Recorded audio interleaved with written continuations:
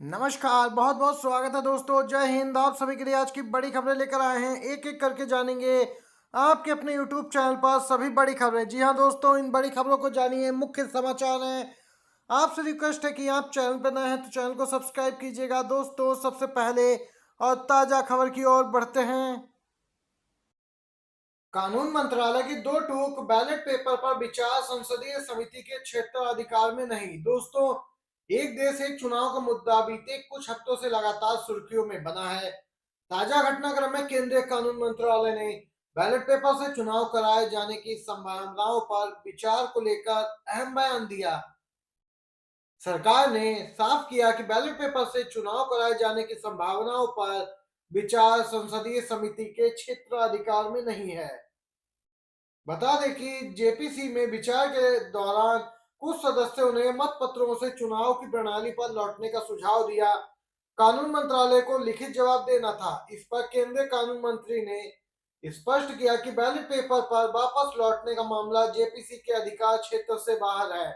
दोस्तों, लगातार बैलेट से चुनाव कराए जाने की मांग तेज होती जा रही है और यहाँ पर आप देख सकते हैं कि सरकार ने हाथ खड़े कर दिए हैं।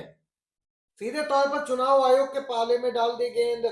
दोस्तों, यहाँ पर ये ताजा अपडेट आई है। आप लोग भी मानते हैं चुनाव बैलेट पेपर से ही होने चाहिए तो एक लाइक करके आप भी वीडियो को समर्थन दर्ज करवाइएगा। चलिए दोस्तों, अगली खबर में जानते हैं। बड़ी खबर बिहार से आ रही है। बिहार में इसी साल होने हैं विधानसभा चुनाव। कुछ ही माह का वक्त शेष है और राजनीतिक पारा चरम पर है, हाई है। दोस्तों, यहाँ पर ताजा अपडेट है। बिहार की जनता तय करेगी कौन बनेगा मुख्यमंत्री। ये तो आरजेडी की ओर से बयान आ रहा है, जबकि दोस्तों एनडीए में घमासान है। यहाँ पर राजीव रंजन, जो कि वरिष्ठ पत्रकार हैं, उन्होंने कहा कि यदि एनडीए चुनाव में जीता तो निश्चित तौर पर बिहार में बीजेपी अपना ही इस बार मुख्यमंत्री बनाएगी, जैसा महाराष्ट्र में देखने को मिला है। जेडीयू सोच रही है कम सीटें लाकर इस बार भी नीतीश कुमार सीएम बन जाएंगे। लेकिन पत्रकार जो जमीनी स्तर पर काम कर रहे हैं, उन्होंने अपनी राय साझा की और कहा कि एनडीए चुनाव जीतता है तो निश्चित तौर पर बीजेपी यहां पर अपना मुख्यमंत्री बनाएगी, ना कि जेडीयू को आगे आने देगी।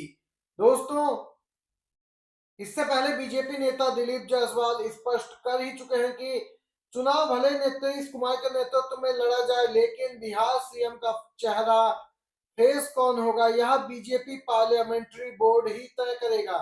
दोस्तों, देख सकते हैं बीजेपी नेताओं ने पहले ही अपना रुख स्पष्ट किया है कि चुनाव भले नीतीश कुमार के नेतृत्व में लड़ ले, लेकिन मुख्यमंत्री बीजेपी ही तय करेगी। फ्लोटिंग वोटर्स का मामला लगातार यहाँ पर सुर्खियों में है। विपक्षी दल हमलावर हैं। आरोप लग रहे हैं फर्जी वोटर्स जोड़ने को लेकर बीजेपी पर। दोस्तों, दिल्ली हाईकोर्ट में चुनाव आयोग ने वोटर लिस्ट का डेटा देने का निर्णय लेने के लिए और 3 महीने का समय मांग लिया। आपको बताते चले, कांग्रेस को चुनाव आयोग से ये मांग किए हुए करीब 3 माह हो गए। राहुल गांधी ने संसद में और प्रेस कॉन्फ्रेंस के माध्यम से भी इस मांग को कई बार दोहराया, लेकिन चुनाव आयोग की तरफ से दोस्तों सकारात्मक पहल अब तक नहीं हुई। इसीलिए कांग्रेस पार्टी ने अब महाराष्ट्र में चुनिंदा जगहों पर घर घर जाकर जांच करने और अभियान चलाने का फैसला लिया है। फ्लोटिंग वोटर्स का मामला दोस्तों यहाँ पर तूल पकड़ता जा रहा है। वहीं एक के बाद एक नई सौगात भी मिल रही है दिल्ली के वोटर्स को। जी हाँ दोस्तों, आपको बताते चले, ताजा अपडेट आ रही है निकल कर दिल्ली से, जहां पर लगा है जोरदार झटका। जी हाँ दोस्तों, वही वोटर्स जो बीजेपी को वोट दे आए थे, कहते थे कि पेट्रोल 500 का हो जाए, आटा 2000 रुपए किलो हो जाए, फिर भी लेंगे। लेकिन दोस्तों, वोट बीजेपी को ही देंगे। लेकिन कहते हैं ना कि कर्म का फल यही मिलता है, और अब ऐसा ही दिल्ली में देखने को मिला है।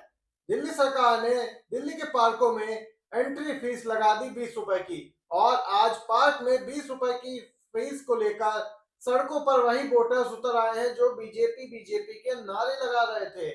आज वही इसका विरोध कर रहे हैं। 20 रुपए उनके लिए भारी पड़ रहे हैं। देख सकते हैं दोस्तों, ये यहाँ पर ताजा अपडेट निकल के आई है दिल्ली से। 20 रुपए पार्कों में एंट्री फीस लगा दी गई है बीजेपी सरकार द्वारा। उसका विरोध तेज होता जा रहा है। यहाँ पर एक बिग ब्रेकिंग न्यूज आ रही है। जी हाँ दोस्तों, अभी अभी की ताजा अपडेट, 90% भारतीयों के पास आज अतिरिक्त खर्च करने की क्षमता नहीं, कर्ज बना सहारा। नई रिपोर्ट में केंद्र सरकार पर सवाल। ये बड़ी खबर जानते हैं दोस्तों। भारत को अगले 12 सालों में एक विकसित राष्ट्र बनाने का सपना दिखा रही मोदी सरकार के लिए हाल ही में आई एक आर्थिक रिपोर्ट ने नई मुश्किलें खड़ी कर दी। इस रिपोर्ट में चौंकाने वाला दावा किया गया कि इस समय 90% भारतीयों के पास अतिरिक्त खर्च करने की क्षमता नहीं है। यह रिपोर्ट विपक्षी दलों ने संसद में पेश की, जिससे सरकार पर नए सिरे से आर्थिक नीतियों को लेकर सवाल उठ रहे हैं। रिपोर्ट के मुताबिक केवल कम आय ही नहीं बल्कि बचत में आई गिरावट और बढ़ता कर्ज भी इसका एक बड़ा कारण है। दोस्तों, इस मामले को लेकर कांग्रेस ने सरकार की असफल नीतियों का परिणाम बताया और आम जनता की आय नहीं बढ़ी, जिससे लोगों को कर्ज लेने पर मजबूर होना पड़ा। कांग्रेस अध्यक्ष खड़गे ने कहा कि मोदी सरकार का विकसित भारत केवल अमीरों को और अमीर बना रहा, जबकि आम आर्थिक संकट से जूझ रहे हैं। यहाँ पर दोस्तों देख सकते हैं, ये यहाँ पे ताजा आई है कि जो रिपोर्ट है इंडस वैली वार्षिक रिपोर्ट 2025 के अनुसार देश की आर्थिक वृद्धि का मुख्य आधार सिर्फ 10% अमीर लोग बने हैं। इनकी सब ममता बनर्जी ने दे दी है इलेक्शन कमीशन को धरने की चेतावनी। दोस्तों, लगातार यहाँ पर सीएम बनर्जी हमलावर हैं चुनाव आयोग और बीजेपी पर। पश्चिम बंगाल की सीएम और टीएमसी सुप्रीमो ममता बनर्जी ने अपने नेताओं विधायकों की और यहाँ पर पार्षदों आदि की बैठक बुलाई थी। पार्टी नेताओं के सिलसिलेवार बयानों में बीजेपी की आलोचना की और यहाँ पर टीएमसी कार्यकर्ताओं को मतदाता सूची के बारे में चेतावनी दी। दोस्तों, ममता बनर्जी ने भारत के चुनाव आयोग पर जोरदार हमला बोला। उन्होंने आरोप लगाया कि चुनाव आयोग और कुछ अन्य संस्थाओं ने बंगाल में वोट हासिल करने के लिए अन्य राज्यों के लोगों के नाम बंगाल की मतदाता सूची में डाले हैं। ममता बनर्जी ने मंच से कई दस्तावेज निकालकर मतदाता सूचियों में विसंगतियों का आरोप लगाया और कहा कि बीजेपी ने दिल्ली महाराष्ट्र में तो जीत हासिल की। उन्होंने कहा कि दिल्ली नहीं कर सका, महाराष्ट्र नहीं कर सका, हरियाणा नहीं कर सका, बंगाल में पकड़ लेंगे, जवाब देंगे। मुख्य चुनाव आयुक्त का चुनाव अभी अभी हुआ, इसीलिए आरोप है कि बंगाली मतदाताओं की मतदाता पहचान पत्र संख्या में गुजरात या हरियाणा के रहने वाले किसी व्यक्ति का नाम कैसे डाल दिया गया। यहाँ पर दोस्तों ममता बनर्जी ने सीधी चेतावनी चुनाव आयोग को दी है धरना प्रदर्शन करने की। दोस्तों, पश्चिम बंगाल में अगले साल 2026 में विधानसभा चुनाव होने वाले हैं। उससे पहले राजनीतिक माहौल गर्मा गया। फ्लोटिंग वोटर्स का मामला लगातार तूल पकड़ता जा रहा है।